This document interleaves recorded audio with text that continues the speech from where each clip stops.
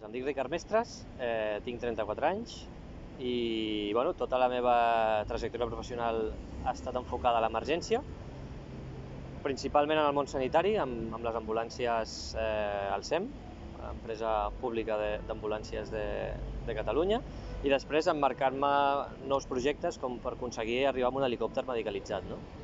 Actualment és la feina que faig, però en el reste del territori espanyol. No? Llavors estic en una empresa que gestiona els helicòpters medicalitzats arreu del territori. I bàsicament doncs, estic col·laborant amb el pilot com a tripulant de vol, i quan l'helicòpter aterra dono suport a l'equip mèdic, tant l'infermer com el metge.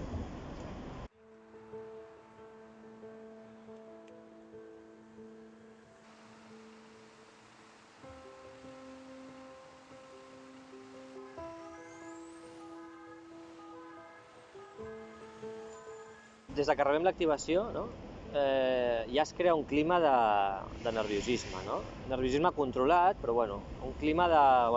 ja ens avisen, sabem que és un accident de trànsit, no donen molta informació a nivell mèdic del pacient o inclús de quants implicats o de la situació que ens hi trobarem. No ens augmenta molt la informació, aquesta informació se la passen a l'equip mèdic, no? Que després ens trobem juntament per anar cap a l'helicòpter i comentem la jugada, no? I si ells tenen més informació ens la passem i tal, però al principi de l'activació rebem més informació tècnica, informació de quina carretera és, a quin punt quilomètric, si tenim la carretera ja tallada per la policia, això és molt important, aquesta informació, si la policia no ha arribat, si hi ha bombers, si no, inclús quants vehicles implicats, però no una gran quantitat d'informació de cara a la gravetat de l'accident. I això ens crea, ja posar-nos en una alerta de dir, cuidado, no? A veure què ens hi trobarem, no?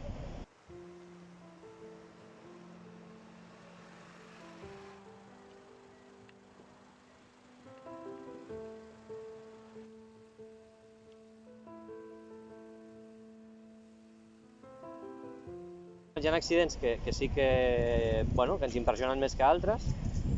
Hi ha accidents que anem on l'helicòpter finalment no fa falta cap trasllat de cap pacient, perquè finalment es trasllada amb ambulància perquè no hi ha hagut molta gravetat. I hi ha vegades que són accidents realment greus, no? Que els diem d'alta energia, on hi ha molta gent implicada o l'impacte ha sigut molt greu. No? I els que més em vindrien a la memòria i els que més et marquen és on realment impliquen a gent morta, a gent altament ferida, no? I on veus un patiment molt important, una gran col·laboració per part dels equips d'emergències, una implicació molt gran, i llavors són els que més et marquen. Concretament, què ens estem trobant molt? Motoristes. No?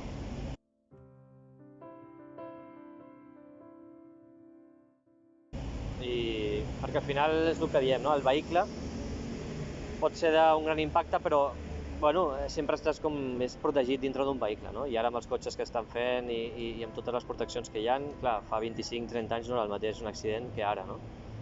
I ara amb els airbags, amb els sistemes de prevenció, ens estem trobant accidents molt greus, realment, on l'afectació finalment de la persona no és tant com ens esperàvem, no? I això és gràcies a la tecnologia que s'està aplicant de cara als vehicles. En contrapartida, les motocicletes no és el mateix cas, no?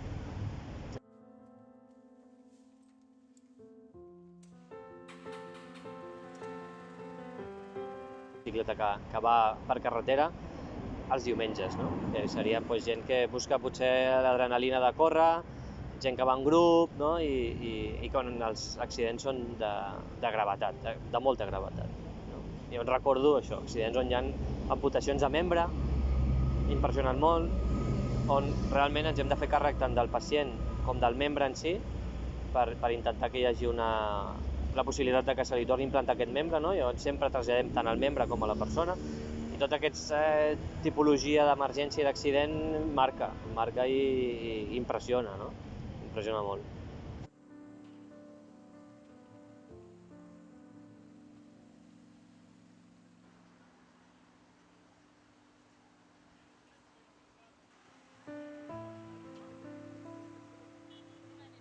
Sempre t'impressiona. Jo crec que és una cosa que no t'acostumaràs mai, no? Mai crec que es podrà arribar a obviar, no? O que no t'impressioni veure un vessal de sang o veure pues això, una gent que li falti un membre o sempre t'impressiona. O sigui, trobo que en el moment en què el personal tècnic, no? El personal format o especialitzat i on té molta experiència en aquest sector no li impressioni això, jo crec que ja seríem robots, no? Vull dir que ja ens convertirem en robots, ens convertirem en persones que no... Inclús afectaria la feina, no? Perquè la pròpia implicació, vull dir, si t'afecta, no? I ho estàs vivint intensament, crea una bona implicació de cara al cervell. No s'han de perdre els nervis. O sigui, arribar al punt de que t'impressioni i perdre els nervis, no.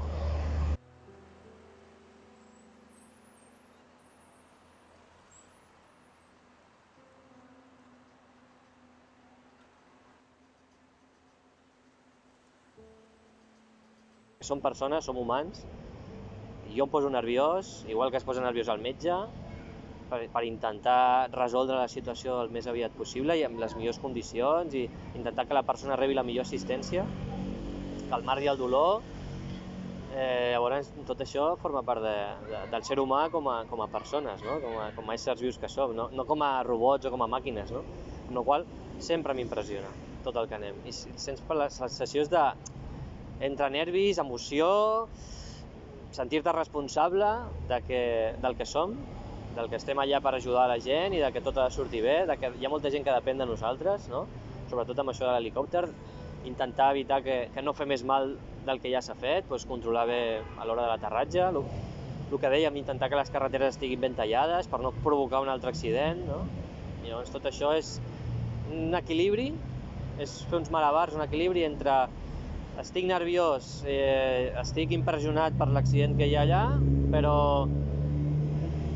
nosaltres estem aquí per controlar la situació i això has d'anar jugant. I que els nervis no guanyin el terreny, no? És aquesta l'estratègia.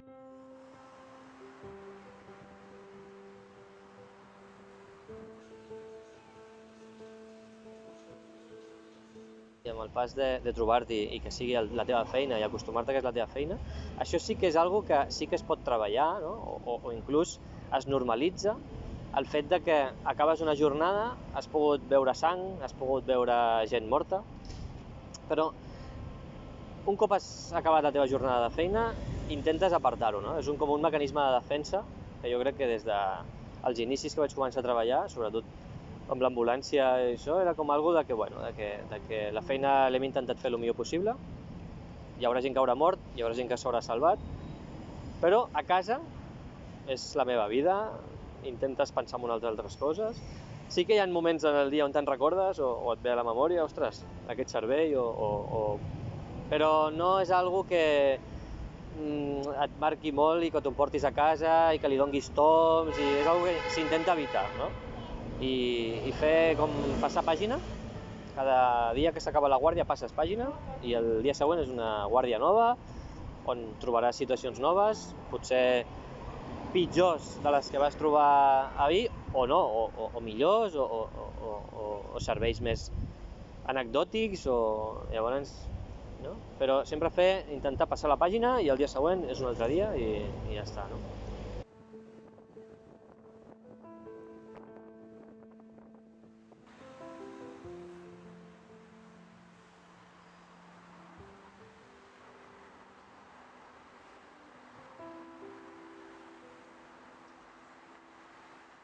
El que sí que m'hi trobo jo com a tripulant de vol i com a assistent a l'equip sanitari, inclús quan hem aterrat col·laboro amb les tasques que facin falta, no? El que sí que m'hi trobo és que de cara a un accident molt greu on hi ha moltes víctimes em demanen una ajuda que bueno, sempre m'ha cridat l'atenció perquè és molt desagradable, però bueno, és una ajuda que puc aportar jo, que és tapar els pacients, no? Amb unes mantes especialitzades, no? Tapar.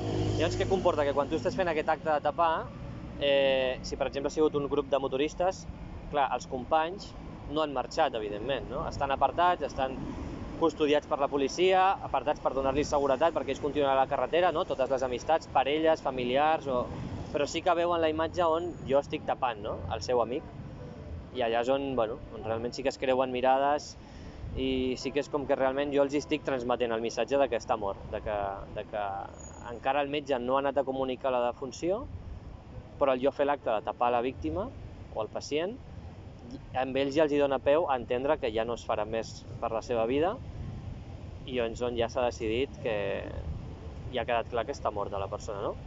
I clar, em dono compte que és com un missatge que transmeto jo, realment, no?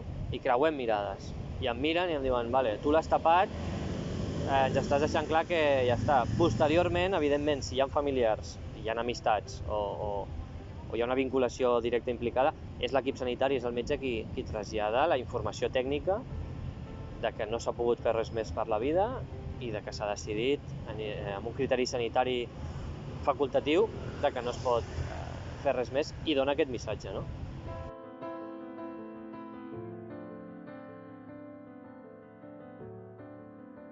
La paraula és amor, no? O sigui, en definitiva, quan tenim un accident de trànsit, no? Quan es viu aquest trauma, diferentment que sigui un final de mort o un final amb una amputació o un final en simplement unes ferides, la paraula crec que és amor, perquè acabes fent mal a les persones que estimes. T'acabes fent mal a tu mateix, no? Acabes afectant realment sobre un tema molt sentimental, no? Patirà molta gent. Si jo tinc un accident, vaig en moto, no? Si jo el dia de demà tinc un accident de moto per una irresponsabilitat meva, aquí afecto a la meva família que m'estima. Evidentment que les ferides les viuré jo, l'hospitalització la viuré jo, però afectem a molta resta de gent, no? A gent que ens estima, a la família, al meu propi fill, a la meva pròpia dona, no? Amb la qual potser la gent no se'n dona compte que no només és posa't el cinturó, no només és no beguis alcohol, no només és tal, sinó intentem fer tots aquests gestos, assumir aquesta responsabilitat o canviar la dinàmica d'intentar baixar els accidents de trànsit per un tema d'amor, ja. O sigui, per un tema de que si la família ens estima, no? Pues intentant no fer mal a la resta de la gent, no? És, jo crec, l'última eina que podem tenir, no? Pensar en la gent que ens estima per no tenir cap accident i no haver de donar cap notícia tan dolenta com que diguin que el teu pare mor, que el teu fill mor, i trobo que això és important.